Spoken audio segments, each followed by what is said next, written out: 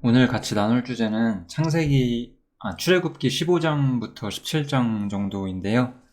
이스라엘이 홍해를 건넌 후에 이제 광야에서 있었던 일들, 그런 것들을 좀 간단히 정리를 해보면서 이 세상이란 것이 우리에게 어떤 것이냐, 그것을 한번 같이 좀 살펴보려고 합니다.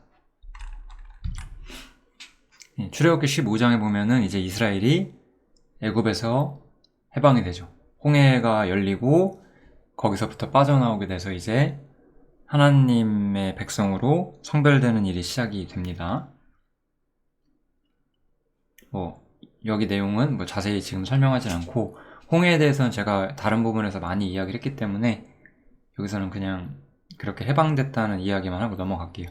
오늘의 이야기는 이 뒤에 있는 내용을 좀 더 말해보려고 하는 것이 목적이라서, 그 다음에 이제 모세가 홍해에서 이스라엘을 인도함에 그들이 나와서 수르광야로 들어간다, 이렇게 나오죠.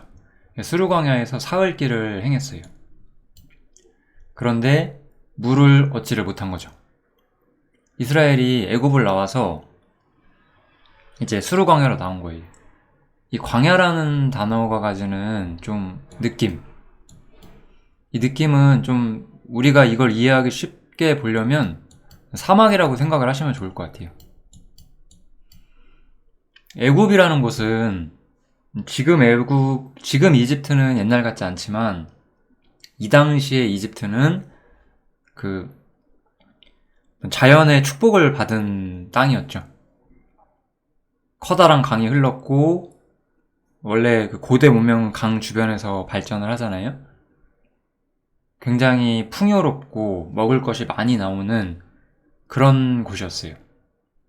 그런데 그런 곳에서 이스라엘 사람들은 종으로 있었죠.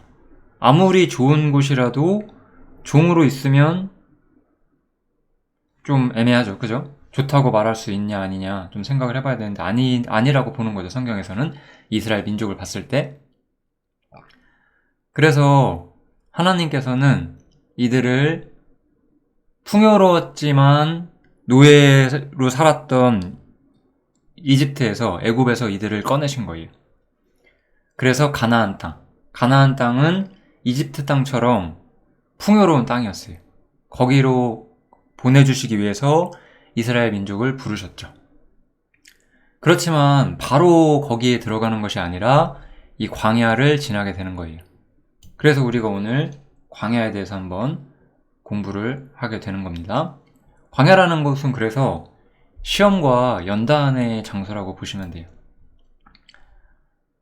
이집트에 있을 때는 모든 것이 풍성했어요. 근데 광야는 사막이잖아요. 물 구하기가, 먹을 것 구하기가 쉽지 않은 곳이었어요. 그래서 이곳은 하나님이 주시지 않으면 얻을 수 없는 곳이었어요. 광야는 그런 곳이었고, 그래서 광야는 하나님께서 이스라엘을 연단하시고 단련하시는 장소로서 성경에서 묘사가 되고 있고, 우리 또한 이 땅이 이제 우리한테는 광야가 되겠죠. 같은 시험과 연단을 받게 될 거예요. 그래서 이 광야에 대해서 좀 더 자세히 이야기를 해보겠습니다.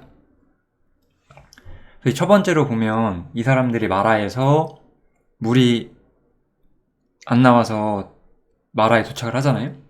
마라에서 물을 마셨는데 쓴 거예요. 그래서 그 지역 이름이 마라죠. 마라가 쓰다는 뜻이라서. 그래서 그 물이 써가지고 이 사람들이 모세를 원망을 하고, 우리가 뭘 먹을 수 있냐, 뭘 먹고 마시고 살 수 있냐, 이제 원망을 하는 거죠. 이 원망한다는 건 그래서 결국은 이 광야라는 것은 이제 이 사람들이 이집트 땅에 있는 것처럼 그냥 풍요로운 땅에서 자동적으로 모든 걸 얻을 수 있는 땅이 아니었어요. 이곳은 광야였고 하나님이 주시는 것만 얻을 수 있는 곳이었죠. 그래서 이렇게 이들이 원망할 때 주님께서는 물을 주셨어요. 그래서 모세를 통해서 모세가 나무를 물에 던지니까 그 물이 달아지게 됐죠. 그래서 사실 우리가 여기서 좀 생각해 봐야 되는 것은, 이집트에서는 먹을 것과 물이 없진 않았잖아요. 그렇지만 이들은 노예 상태였고, 노예 상태라는 것은 사실상 기쁨이 없는 상태인 거죠. 누군가에게 구속당하고 내 권리와 자유를 뺏긴 채로 살아가야 하는 거니까. 그래서 우리는 사실 이 세상에서 진정으로 자유로운 상태가 아니었어요. 우리는 죄인이었고 사단의 노예가 되어 있는 상태였으니까. 그런 상태에서 우리가 세상에서 세상이 주는 풍요, 그런 것들을 우리가 누린다 한들 인간은 사실 무언가가 결여돼 있거든요. 그래서 세상의 허무함을 느끼고 공허함을 느끼고 기쁨 가운데서도 슬프고 언제나 외로움을 느끼고 그런 상태로 살 수밖에 없는 거죠. 왜냐하면 하나님으로부터 진정한 복을 받지 못했으니까. 그래서 주님께서는 진정한 물을 주는 분이셨어요. 요한복음 4장에 이 이야기가 나오죠. 그래서 이제 우리가 배워야 되는 거는 우리가 구원을 받고 하나님의 백성이 되었을 때 이제 나의 기쁨과 나의 삶의 즐거움은 어디로부터 오느냐는 거예요. 이 물이라는 것은 항상 갈증을 해결한다는 느낌이 있고 영혼의 갈증을 해결한다는 상징성을 가지고 있거든요. 그래서 우리 삶에 진정한 필요를 채워주고 영혼의 갈증과 공허함을 채워주는 그것이 어디로부터 오느냐. 내가 더 많은 물질을 소유하고 더 많은 내 맘대로 하는 것들이 더 많아진다고 해서 그게 채워줄 수 있겠냐는 거예요. 그렇지 않다는 거죠. 오직 주님만이 그것을 채울 수가 있다. 이렇게 이야기를 하고 있는 거죠. 이런 다음에 이제 16장에 가면은 또 이 사람들이 원망을 합니다. 그때 이제 또 먹을 게 없는 거예요. 사막이니까. 그러면서 이제 또 자기가 노예로 있었을 때 이야기를 해요. 우리가 애굽 땅에서 이집트 땅에서 고기 가마 곁에 앉았을 때는 떡을 배불리 먹었었는데 지금은 이게 뭐냐. 사막에 나와서 이러는 거죠. 그래서 아까 제가 처음에 이야기를 한 거예요. 노예로 살면서 배부른 것이 더 좋은 것이냐, 배고파도 자유민이 좋은 것이냐. 여기서 이 이스라엘 사람들은 자신들이 노예였을 때를 그리워하는 거예요. 이거 어리석은 거죠, 사실은. 하나님께서는 그것이 매우 어리석다라고 이야기를 하는 거죠. 애굽은 그래서 이제 우리한테는 세상이 되는 거예요.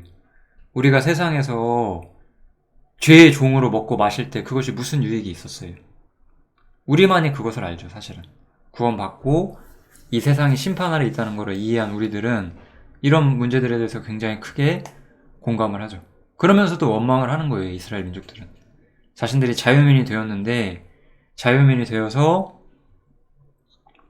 잠시 먹을 것과 마실 것이 없는 상황이 되니까 하나님 원망하고 차라리 노예로서 배부른 게 낫지 않냐라고 이야기를 하고 있는 거죠.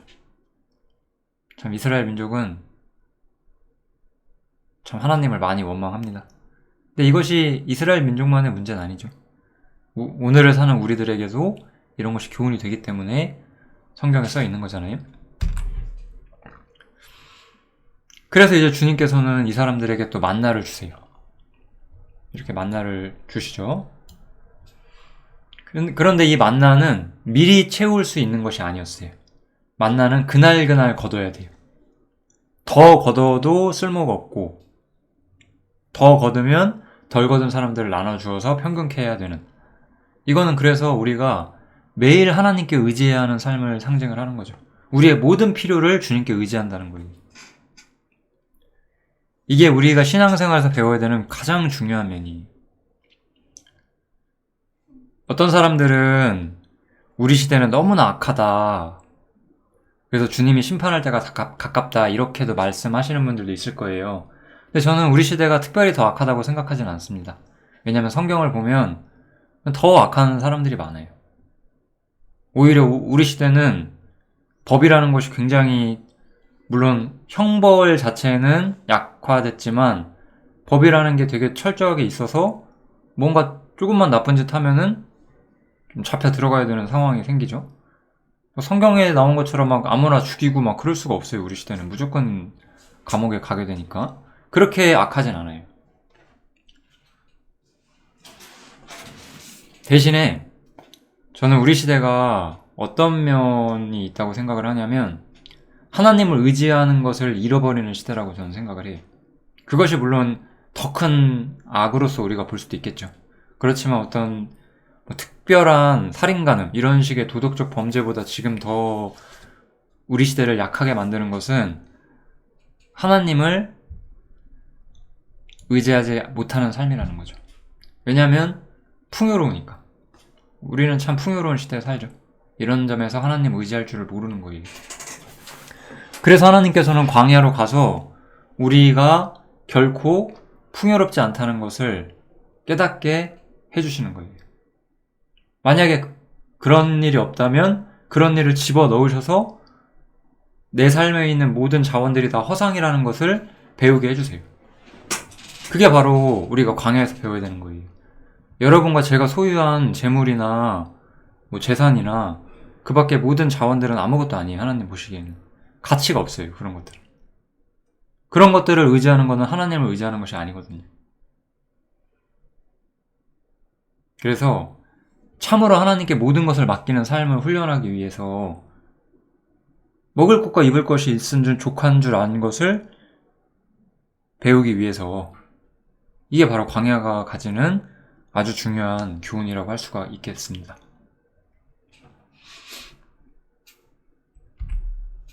이스라엘 민족들은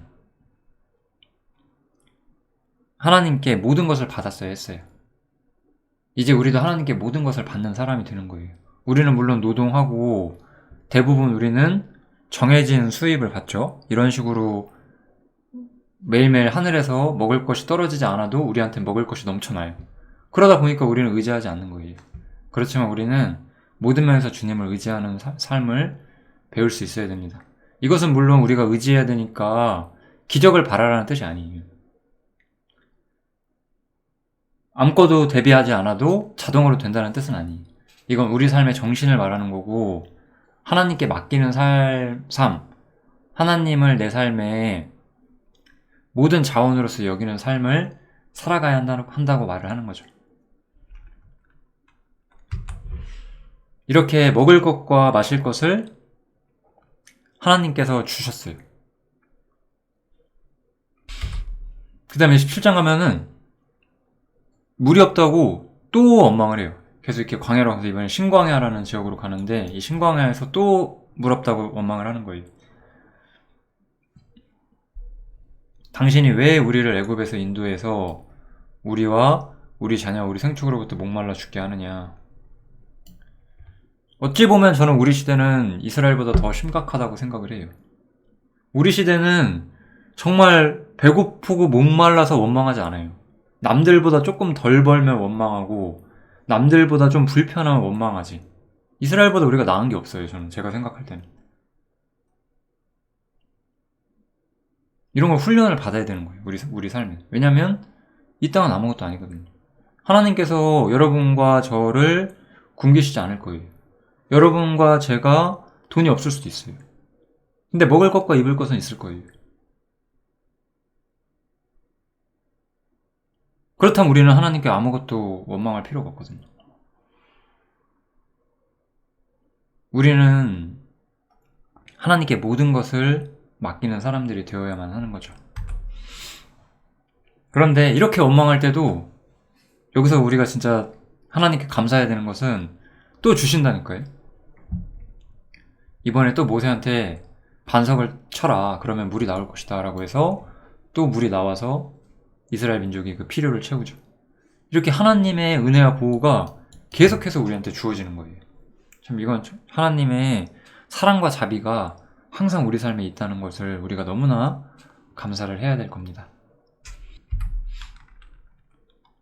우리는 이렇게 하나님을 시험해서는 안 돼요. 그래서 이 물을 내주면서 그곳 이름을 마사 혹은 무리바라고 불렀다라고 나와요. 왜냐하면 여기서 이스라엘 민족이 다퉜고 그들이 여호와를 시험했다라고 나오죠. 하나님을 시험한 거예요. 하나님께서 우리 중에 계시냐 안 계시냐를 시험했다라고 말을 해요. 우리는 하나님을 신뢰하지 않고 시험해요. 시험한다는 건 뭐냐? 내가 바라는 거, 내가 원하는 것이 내 삶에 이루어지기를 바란다는 거예요. 하나님이 정말 계시면 이거 이렇게 해주세요. 이게 사실 신앙이 어린 사람들은 이런 기도를 많이 해요. 그러니까 내 유익을 위해서 하나님께서 움직여달라고 기도를 해요. 그런 시기도 있을 수 있어요. 괜찮습니다. 다 그런 일들을 우리가 지나면서 배우는 거기 때문에 어쨌든지 간에 이런 일들을 통해서 하나님께서 가르치시고자 했던 것은 범사에 하나님을 의지하고 신뢰하는 것이 믿음이라고 우리한테 말해주는 거죠. 하나님께서 무언가를 보이시든 보이지 않으시든지 간에 우리는 언제나 하나님께 의지하고 하나님께 모든 것을 맡기고 사는 삶, 그것이 우리에게 필요하다라고 성경은 말을 해주고 있어요. 이제부터 오늘 제가 하고자 하는 진짜 중요한 이야기를 해야 될 것 같습니다. 지금까지는 그냥 광야 생활에 대한 일반적인 이야기였고요. 왜 저런 이야기를 우리가 하고 배워야 하느냐, 그거를 좀 우리가 믿는 복음을 토대로 한번 정리를 간단히 해볼게요. 이렇게 하나님께서는 만나와 물을 우리한테 채워주시고 우리 삶을 지도해 주시고 우리 삶을 이끌어 주시고 우리의 필요를 채워주셨어요. 이제 출애굽기 17장에 보면은 이 마사 이야기가 나온 이후에 아말렉 족속이 와서 전쟁을 하기 시작을 해요. 근데 이 아말렉과의 전투에서 굉장히 특이한 점이 뭐냐면은 여호수아가 어떤 이제 젊은 청년이었으니까 여호수아가 이제 군대를 이끌고 아말렉과 실제로 싸우는데 모세와 아론과 훌이라는 사람이 산꼭대기에서 기도를 해요. 그래서 모세가 손을 들면 이스라엘이 이기고 손을 내리면 아말렉이 이겨요. 이거는 굉장한 진짜 기적이고 믿음인 거죠. 하나님을 의지하는 삶이 어떤 것이냐를 우리한테 분명히 보여주는 엄청난 기적 중에 하나입니다. 그래서 이 전쟁에서 이기기 위해서 항상 하나님을 완전히 의지해야 돼요. 여기서 손을 든다는 것은 이제 기도한다는 것인데, 기도라는 건 뭐죠? 기도라는 것은 결국 우리가 하나님을 전적으로 신뢰하고 의지하고 그분께 맡기는 것이 바로 우리의 기도죠.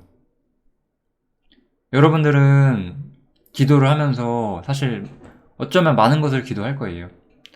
근데 이런 생각을 해봐야 돼요. 왜 기도하는데 안 이루어지지? 내가 기도를 덜 했나?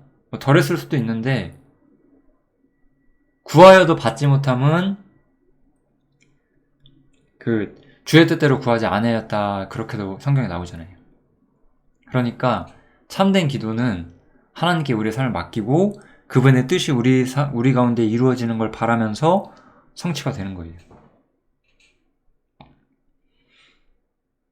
이스라엘은 훈련을 받았고 그 훈련 속에서 항상 하나님의 은혜와 자비가 자신들을 보호해 온다는 걸 믿었고, 이제 그런 하나님의 보호에 대한 신뢰 속에서 전쟁을 해야 되고, 그 전쟁 가운데서도 세상 사람처럼 내가 꾀를 쓰고 내가 작전을 짜서 싸우는 것이 아니라 하나님께 모든 걸 맡기고 싸워야 하는 사람들이었어요.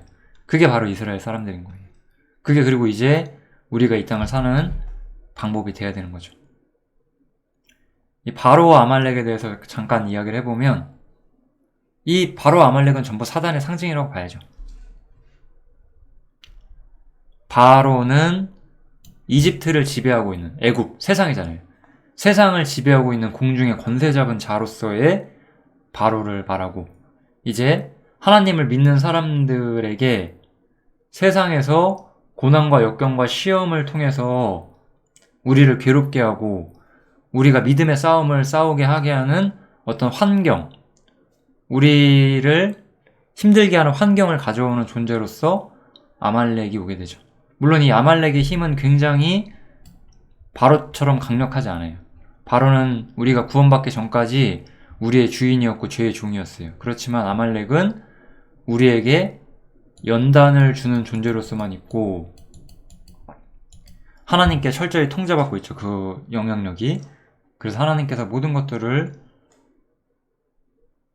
어떤 주관하시고 계시고, 우리가 하나님께 의지하면 언제나 아말렉으로부터 승리할 수 있게끔 하나님께서 만들어 두셨어요. 그게 바로 우리 삶의 특수성이라고 할 수가 있습니다. 우리는 언제나 아말렉으로부터 사실상 승리할 수 있다. 하나님을 의지하기만 한다면. 물론 그게 조건이죠. 그래서 하나님을 의지하셔야 돼요. 전 여기서 하나님을 의지한다는 표현을 많이 쓰고 있는데, 이 하나님을 의지한다는 것은 그래서 우리가 뭐 율법에 따라서 범죄치 않는 삶을 산다는 것이 아니에요.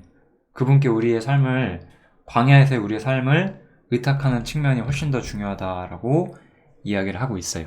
왜냐하면 세상이란 것을 우리가 생각을 해봐야 되는 거예요. 왜 우리가 하나님께 의지해야 되느냐? 사람들에게 있어서요. 모든 사람들에게 있어서 세상이란 건 어떤 곳이죠? 사실 그들의 전부예요. 저는 이런 부분들을 우리가 좀 이해했으면 좋겠어요. 때로 우리는 이렇게 생각하는 경우가 있어요. 저렇게 죄악의 낙을 누리면 안 되는 거 아니야? 이렇게 생각을 하는 거죠. 그럼 죄악의 낙을 안 누리려고 해요. 그러면 내가 죄를 안 졌다고 생각을 해요. 그런데 우리가 죄악의 낙을 어디서 누려요? 세상에서 누리는 거예요. 결국 우리가 죄악의 낙을 누리든 무언가 다른 무언가를 추구하든지 간에 결국 그 모든 자원은 세상에서 와요. 세상은 사람들에게 전부예요, 사실은. 사람들이 무언가 자신들이 의지하고 붙들고 사는 거, 뭐 여러 가지가 있겠죠. 돈일 수도 있고, 뭐 인간관계일 수도 있고, 뭐 연예인 같은 사람들은 뭐 인기 같은 걸 수도 있고, 뭐 권력이나 뭐 그런 걸 수도 있겠죠. 오늘인가 어제에도 뉴스에 나오더라고요. 어떤 정치인이 그 자살했다는 뉴스가 나오더라고요. 자신이 가졌던 정치적 기반을 잃었기 때문에 자살하는 거잖아요. 세상은 자신의 전부인 거예요, 그런 것들은. 여러 가지로 한 개의 모든 것을 올인한 미련한 사람들도 있고, 뭐 하나를 잃어도 다른 것이 있으니까 괜찮은 사람들도 있지만, 결국은 우리가 누리는 것들은 전부 세상에서 오는 거예요. 물질, 즐거움, 뭐 가족, 인간관계, 뭐 사회에서의 뭐 관계 다 세상에 있는 거잖아요.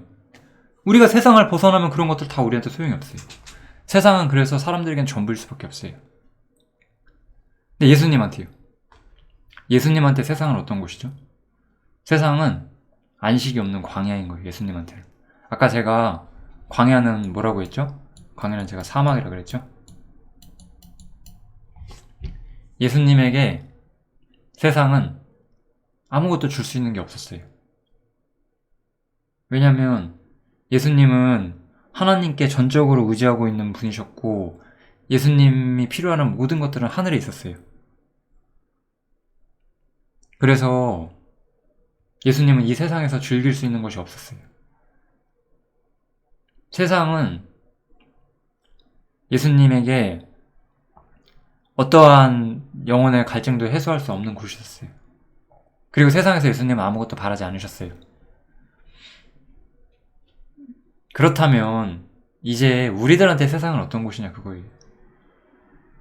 우리는 그러면 세상이 그들의 전부인 세상 사람들 같은 사람이 우리는, 아니면 예수님처럼 세상을 안식 없는 광야로서 봐야 되는 사람들일까요? 너무나 쉽고 단순한 주제가 우리 앞에 이렇게 놓여져 있는 거예요. 그래서 우리에게는 고난이 있는 거예요. 왜 고난이 있냐? 왜 연단이 있냐? 우리가 세상을 여전히 내가 지금껏 누렸던 곳이라고 생각을 하는 경향이 있기 때문이에요. 우리에겐 육신이 있기 때문에. 우리는 여전히 세상에서 무언가를 얻는 사람으로서 살려고 하고 있는 경우들이 많다는 거예요. 그렇기 때문에 주님께서는 우리에게 연단을 주시고, 그 연단을 통해서 세상에는 안식이 없구나, 그것을 우리가 매일매일 경험하게 해주세요. 이런 거 한번 예를 들어볼게요. 여러분들이 뭔가, 예를 들어 핸드폰을 샀어요. 예를 들어 핸드폰 샀어요. 핸드폰이 반짝반짝해요. 새 거라 가지고. 근데 그때는 막 엄청 열심히 닦고 그러실 수도 있죠. 예를 들면. 그런데 실수로 떨어뜨려갖고 약간 금이 갔어요. 그러면 갑자기 이제 그 물건에 대한 애착이 엄청 사라지죠. 어차피 금가 있으니까. 뭐 어떤 사람들은 또 그걸 고쳐 쓰겠죠. 뭐 아무튼 근데 제가 무슨 비유를 하고 싶으신지 아시겠죠? 내가 보물로 여기는 것도 손상을 입으면 보물이 안 된다는 거예요. 그래서 하나님께서는 우리에게 고난을 주시는 거예요. 세상에 대한 나의 애정을 떠나보내기 위해서. 우리한테 사실 질병이나 고난이나 고통은 다 그런 맥락에서 오는 거예요. 이 세상은 안식이 없는 곳이다. 그거를 배우기 위해서. 어떤 사람이 몸 생각을 엄청 해. 예를 들어서. 근데 막 많이 아프다고 생각을 해보세요. 물론 이제 목숨이 아까워서 더 그럴 수도 있는데, 사실 그런 일을 겪게 되면 나는 구원받은 사람이라면 이 몸은 역시 썩어지는 거고 나는 하늘에 가게 되는구나, 그런 생각을 더 많이 하게 하시고자 하는 것이 하나님의 목적인 거예요. 내가 세상에서 애착 있는 것을 하나님은 그래서 흔드시고 때로는 가져가세요. 왜냐하면 아무것도 아닌 것을 알게 해주시려고. 그러기 위해서 우리 삶에 고난이 있고, 이스라엘 민족이 이 세상을 광야로 이해하고 배웠어야 하는 거예요. 여러분들과 저도 광야로 이 세상을 봐야 하기 때문에, 이 세상은 나에게 안식을 주지 않는다는 것, 내가 정말로 필요한 것, 구원받은 사람으로서 내 영혼에 진짜 필요한 것은 이 세상에 없다는 것을 알려주시기 위해서 그런 거예요. 그래서 우리 삶에 고난이 있는 거예요. 고난을 통해서 예수님께서 말씀하시죠. 내가 세상에 속하지 아니함 같이 저희도 세상에 속하지 아니함을 이남이니이다, 이렇게 말하죠. 로마서 8장에 보면 사도 바울이 말하죠. 자녀이면 또한 후사 곧 하나님의 후사요 그리스도와 함께한 후사니 우리가 그와 함께 영광을 받기 위하여 고난도 함께 받아야 될 것이니라, 이렇게 말하잖아요. 여기서 우리가 볼 수 있는 건 뭐죠? 예수님께서는 하나님께서는 우리에게 최상의 자리를 약속하셨어요. 가나안 땅, 우리의 영혼 속에 하늘의 가나안 땅 우리한테 약속해 주셨죠. 그래서 우리가 이 땅에 있는 동안에는 이 땅을 광야라고 생각을 해야 되는 거예요. 광야는 우리에게 이제 우리가 그와 함께 영광을 받기 위해서 고난도 함께 받아야 되는 그런 곳이라는 것을 우리가 이해를 하고 있어야 되는 겁니다. 그게 우리에게 고난이 있는 이유예요. 그런 것들을 통해서 이 세상은 아무것도 아니구나, 그거를 깨닫게 하기 위해서. 이 세상은 물 없는 광야일 뿐이구나, 그것을 우리가 깨닫고 주님께 더 우리의 마음을 집중할 수 있도록, 그게 하나님께서 우리 삶에 주시는 고난의 이유가 됩니다. 그런 일들을 겪을 때, 이거는 이제 제가 드릴 수 있는 유일한 팁인데요. 주님을 이해해 가는 거예요, 여러분들과 제가. 그는 멸시를 받아서 사람들에게 실어 버림바 되었으며 강고를 많이 겪었으며 질고를 아는 자라. 마치 사람들에게 얼굴을 가리우고 보지 않음을 받는 자 같아서 멸시를 당하였고 우리도 그를 귀히 여기지 아니하였도다. 예수님께서는 이 세상에서 광야 같은 세상을 힘들게 지나오셨어요. 그분은 멸시를 많이 겪으셨고 많은 고난과 어려움을 겪으셨고, 여기 보면 질고를 아는 자다, 이렇게 표현이 되어 있죠. 슬픔과 고통을 아는 분이시다, 이런 뜻이에요. 우리도 그래서 그런 일들을 하나님께서 허락해 주세요. 왜냐하면 그것을 통해서 주님께서 어떠한 사랑으로 나를 위해서 이 광야를 먼저 걸으셨는지 우리가 배울 수 있도록요.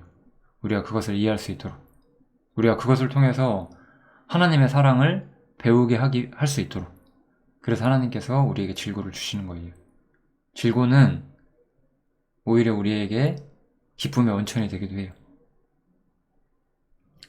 광야라는 것은 그런 곳이에요. 광야라는 것은 내 옛사람, 아담의 후손으로서의 내 옛사람에게는 죽음을 가져오는 공간이에요. 아무것도 그에게 필요한 건 없는 곳이에요. 그렇지만 이제 내 새사람, 내 안에 있는 그리스도에게 필요한 모든 것들이 오는 곳이 되는 거죠.